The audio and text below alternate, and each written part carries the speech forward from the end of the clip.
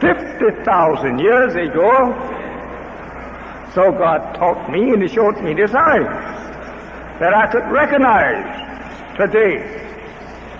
He pointed out to me one night two little stars in the southeastern skies, a blue one and a red one.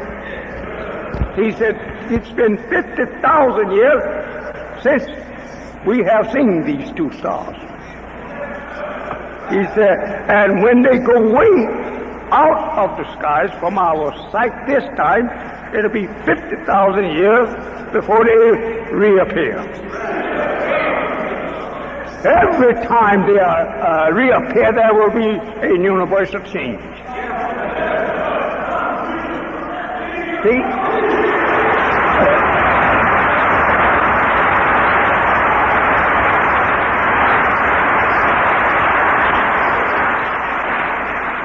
The white man recognize these things. They're scholars and scientists. But they don't dare talk to you on nothing of the kind. See, here showing an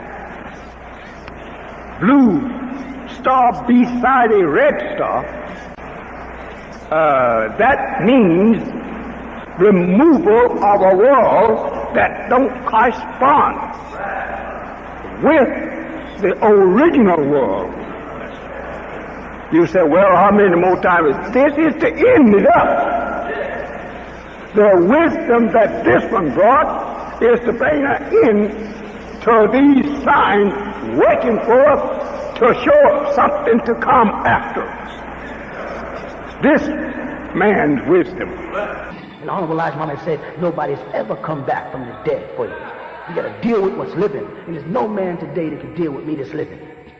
And they know it, and you know it, so why are you wrestling with the angel in the human form? This is the day and time to set the record straight, to renew our story.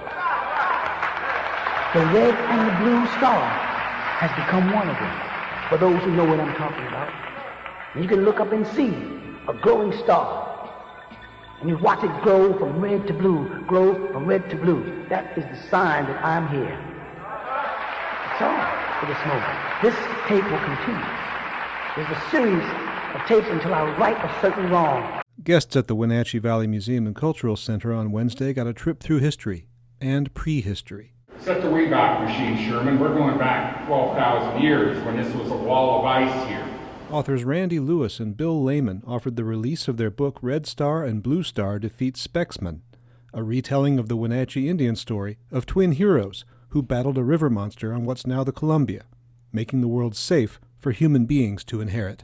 In our world, in Pasquosa world, we had our superheroes.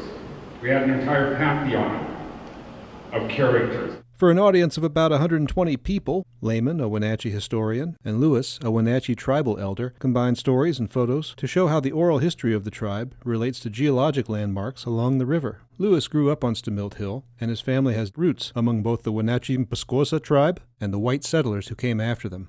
The book is available in a limited print run through the museum. Jefferson Robbins, iFiber 1 News.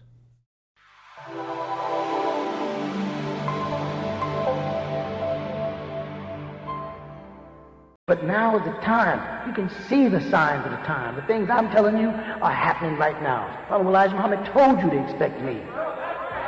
He told you how I would teach and what I would teach, and how I take you straight on up into the hereafter. But you want to play these silly games about the past. You want to wrestle with me.